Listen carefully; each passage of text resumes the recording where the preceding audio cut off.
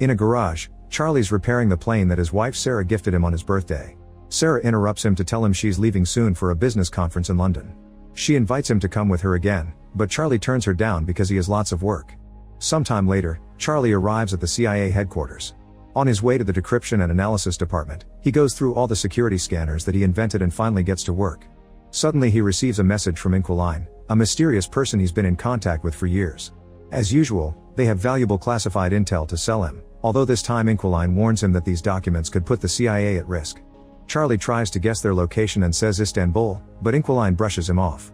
Afterward he works on analyzing the material, but surprisingly not even a genius man like him can crack the code. After lunch break, Charlie goes back to his office and gets a call from Sarah, who informs him that she's already arrived in London. However, Charlie already knows because he's been tracking her. They don't talk much because he's desperate to go back to the mysterious documents. Since he still can't crack the code, he takes his computer to the restricted area, where a more advanced system helps him progress faster. It takes him a while, but he finally opens the information in the documents, which leaves him in shock. These are top secret government files revealing that a drone strike disguised as a self-deletion bombing was authorized and covered up. There are clips from the news reporting 150 casualties, including French Special Forces and Danish Marines. This whole operation was organized by Chief Moore, who is also Charlie's boss. That night at home, Charlie tries calling Sarah but she doesn't answer, so he leaves a voicemail. The next day Charlie arrives at the office and is surprised to find Moore waiting for him. Moore takes Charlie to the office of O'Brien, who became director very recently. She explains that there's been a terrorist attack at a hotel in London and Sarah was one of the victims. Charlie refuses to believe it and wants to call Sarah, so Moore turns on the TV to show him the news. The reporter describes how 4 terrorists bursted into the hotel, took 4 hostages and killed 2 of them.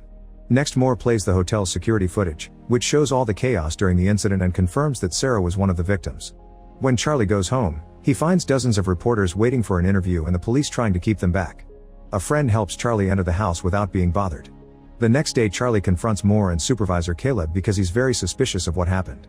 He can't believe the terrorists could have slipped past the thousands of security cameras in London, not to mention they drove into traffic.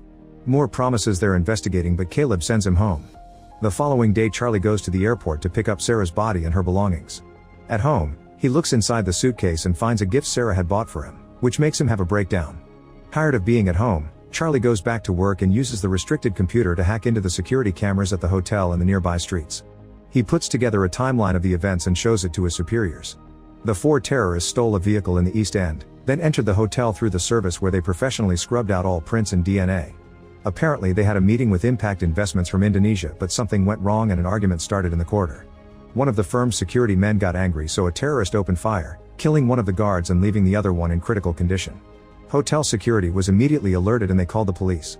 Desperate to leave the building without getting caught, the terrorists entered the conference room and captured some hostages. Sarah was taken because she tried to help some of the attendants to escape. Charlie's run voice and facial analysis, so he's managed to get the identities of the 4 terrorists. They're Mishka from Moscow, a former South African Special Forces operative called Lawrence, mercenary Horst, and former intelligence officer Gretchen. Noticing Caleb's and Moore's lack of reaction, Charlie realizes they already knew all this. They tell Charlie they're already working on it and send him to see a therapist. The next day Charlie hides a chip in his ID badge and passes through security without the scanners detecting it. In his office, he prints all the classified files and uses a skimmer on the printer to make a digital copy. That night Charlie goes to a bar and keeps staring at a jukebox. The following morning Charlie confronts his superiors again using the printed files. He lists all of Moore's dirty missions, like bombing a Syrian hospital and striking an Allied base in Yemen, which killed thousands of civilians. He threatens to take everything to the director and reveals that he's triggered a dead man switch. If he doesn't enter a code every 5 hours, the evidence will be sent to the most important news outlets. In exchange for his silence, Charlie asks for full CIA training, fake passports, cash, a gun, and intel on Sarah's killers. After the meeting, Charlie returns to his car and throws up because of the stress. In the office, Moore says that the dead man switch is a bluff, but Caleb points out they can't risk it. They'll search for the trigger if it's indeed a bluff, then they can arrange a deadly accident during training. Sometime later Caleb and his team try to understand how Charlie copied the confidential files. They discuss the possibility of a skimmer, which wouldn't work on their secured computers but could be used on a printer. Charlie could have sent the files to the printer and used a magnetic strip to copy the data. Searching security footage they confirm that Charlie bought a magnetic strip at a store, but they still can't tell how he took it in and out of the building. The team also searches Charlie's house and eventually discovers he went to a certain bar twice. They go to the bar to search it and find an ABBA CD under the jukebox. Caleb chooses that CD in the jukebox catalog and only noise can be heard, so they take out the CD that Charlie left behind. Meanwhile, Charlie arrives at a CIA training facility, where he's welcomed by Colonel Henderson. They start at the shooting range, but unfortunately Charlie isn't a good shooter. He needs to get really close to the target to shoot the right spot. However, when it comes to making bombs, Charlie works outstandingly fast, impressing Henderson. Next, Charlie needs to learn his new identity, so Henderson harasses him and throws him around so Charlie can still recite his new information even under pressure. Lastly, they get the new passports done. That night, Henderson goes to Charlie's room and tells him he isn't a killer, but Charlie insists he wants justice. Then Henderson pulls out a gun and gives it to Charlie, asking him to aim at his chest. Charlie's hands won't stop shaking and he ends up lowering the gun. At the office, the agents spend several hours decrypting the information in the CD until they discover that Charlie had been bluffing about the dead man's switch. They immediately inform their superiors, unaware that Charlie is spying on them. It turns out that the chip he hid on his badge was actually a bug that he planted on the files he gave to his bosses. Moore immediately calls Henderson and tells him to arrest Charlie, however he's already escaped. After hanging up, Moore finally sees the bug on the files and talks to Charlie directly to tell him this is treason. Charlie gets rid of his earpiece before boarding a plane. Once Charlie reaches London, he goes through customs and starts making his way to Paris. His fake passport appears in the CIA's computer, so Moore sends Henderson after him. In Paris, Charlie rents a hotel room near the restaurant where Gretchen is frequently seen. Eventually she shows up and is close enough for him to start tracking her phone. Charlie then spends the day outside Gretchen's building and waits until she's gone. When a tenant comes out, he uses the chance to get inside. Then he follows an online video to pick the lock of Gretchen's place. Charlie begins searching the apartment and takes pictures of Gretchen's schedule. He also finds a gun in a drawer, so he decides to keep it. At that moment his tracker warns him that Gretchen is coming back, so he rushes to the stairs to wait for her. However, when she finally comes home, he can't pull the trigger. Feeling disappointed, he rushes back to the hotel and pretends Sarah is waiting for him. After calming down, he takes a close look at the pictures and learns that Gretchen has been going to the hospital often. Hacking into her health history reveals she has allergies. The next morning, Charlie buys tons of flowers. Then he waits at the cafe until he sees Gretchen and follows her to the hospital. Gretchen is going through some tests, but the doctor notices that the computer screen is malfunctioning, so he leaves the room to request help. Charlie comes in dressed as a doctor and locks Gretchen inside the machine. She starts to panic, but Charlie ignores her while filling the chamber with pollen.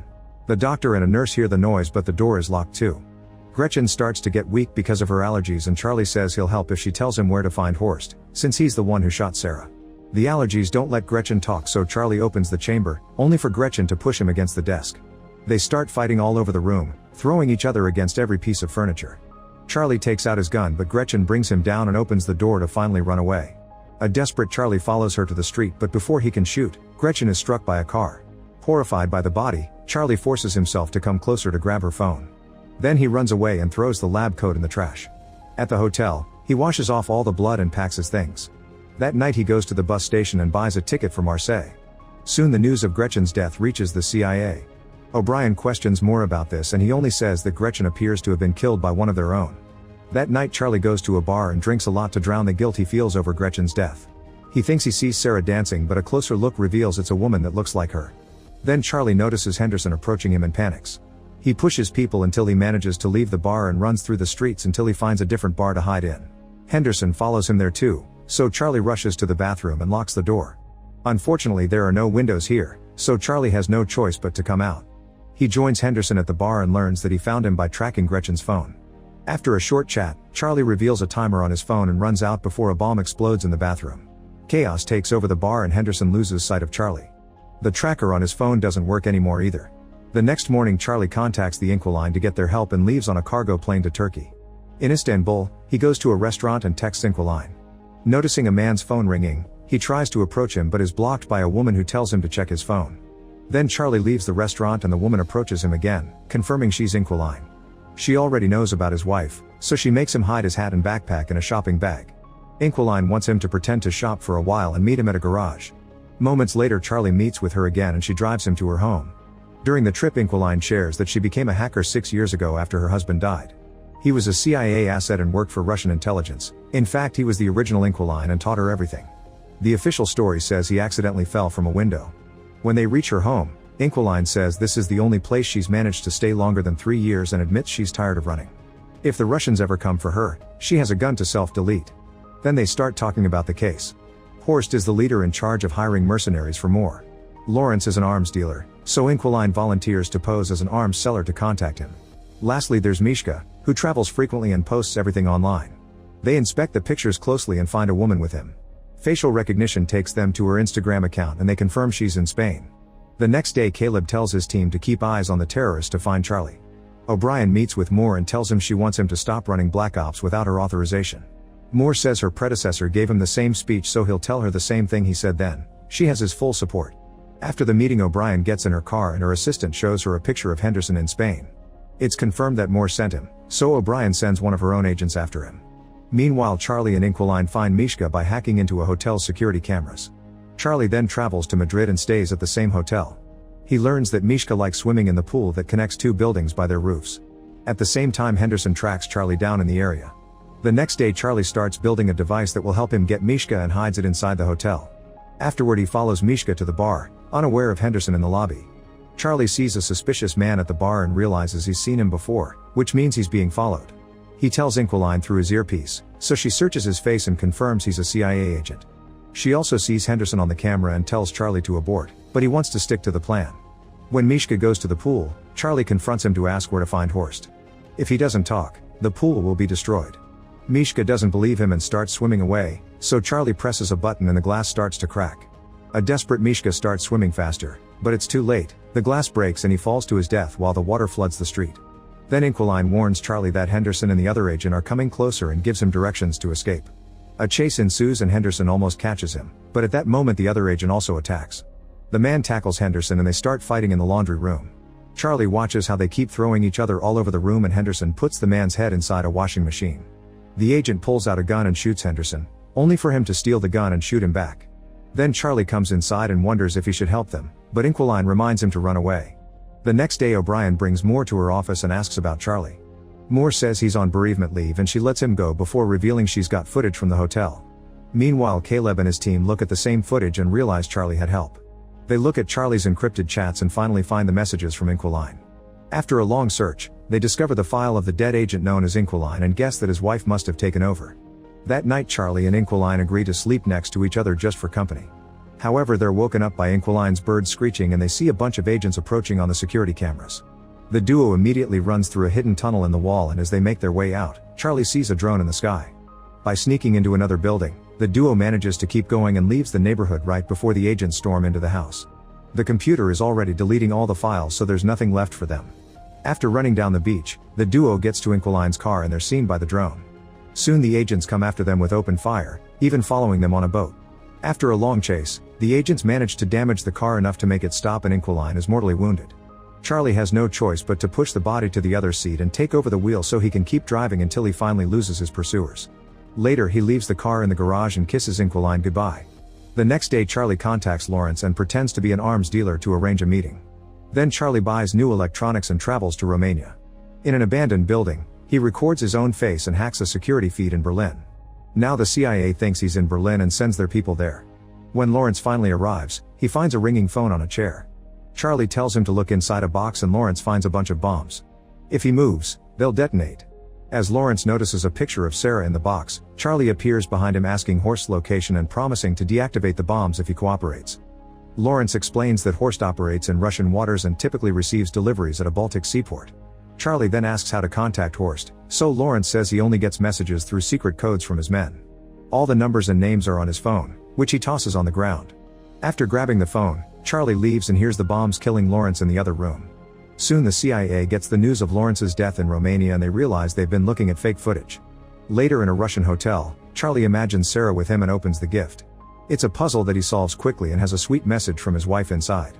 In the morning, he goes to the port and sees a suspicious vehicle. He sends the code to Horst's men and sees a guy by the suspicious car check his phone. He follows the man and takes pictures of his boat before leaving. After buying some tools, Charlie goes back to the hotel and tracks down the yacht that the boat belongs to by searching its registration number. He also studies the sea routes Horst might be using. In the morning, Charlie approaches the boat and someone knocks him out from behind, causing him to drop Sarah's puzzle. Charlie is taken to the yacht where he finally meets Horst, who found the bomb Charlie hid earlier. Horst has noticed that Charlie killed the others indirectly and thinks he's not capable of doing it face to face. He hands Charlie a gun and asks him to do it, but Charlie can't and puts the gun down. Suddenly the yacht starts turning into the opposite direction and the crew panics. Charlie reveals he's taken control of the yacht, which is CIA administered. Since he worked on the protocols that protect this yacht, It was easy for him to hack into it and send it to Finland. Soon the yacht is surrounded by the Finnish Navy and Interpol, who immediately arrest Horst and his men. Sometime later O'Brien gives a press conference to announce they've arrested all the dirty agents that have been using the CIA's resources for illegal activities. Charlie is approached by Henderson, who tells him he's proud of what he's done. After visiting Sarah's grave, Charlie goes home and finally takes the plane for a ride. Make sure to subscribe and turn on notifications so you can watch more videos like this. Thanks for watching.